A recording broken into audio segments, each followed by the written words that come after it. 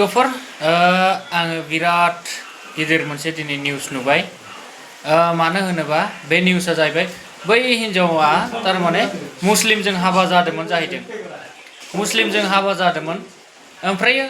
हाबा जानायनि उनाव दा मा जालायदों दा आं बेखौ पुरा खोन्थाजोबला मानि थाखाय खोन्थाजोबा पुरा डिटेल्सखौ खोन्थाजोबा नोंसोरबो नुखादों जानो हागौ बे भिडिअखौ जुदि नोंसोर बेफोरबायदि जागोन होननानै मिथिखाथारोबा थ' जानोनो मानो नांगौ गावनि हारियानो एभेलेबल दङ आग्लायलायनानै सेंग्रालाय बोरायलाय हिनजाव गारनायलाय हौवा गारलायनाय तारमाने बेफोरबायदि डिभर्स जालायनाय अनेक सेंग्राफोरबो दङ बाहेरायावसो खामानि मावलायनानै थालागासिनो थ' बेफोरखौ सायख'नानै सोरजोंबा हाबा जाबाबो नोंहा सुख सान्ति मोनजागोन दा नोङो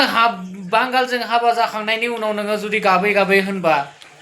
नोंखौ सोर सायख'नानै लागोन दे जेनेबा हमना ला नोंनो सैथोमोन होननानै नों सैथो होननानै सोर सायख'गोन नोंखौ जेसाङानो गाब नों हाबा जादों जेथिया नों बांगालजों हाबा जादों जेथिया नों बांगालावनो जानांगोन आरो बांगालजों हाबा जानाय माने जोंनि बर' रायजोआव न'बो गैया जायगाबो गैया बेनो आरोना आं बुंबाय आं जोंनि गावनि गामिनि खोथा बुंथ'ला आङो जोंनियावबो बेफोरबायदि दङ मानो होनबा बांगालजों हाबा जानाय माने जोंनिफ्राय एकदम तारमाने हिनजाव हौवा डिभर्स जालायनाय बायदि एक्सट्रा जाखाथारनांगौ आरोना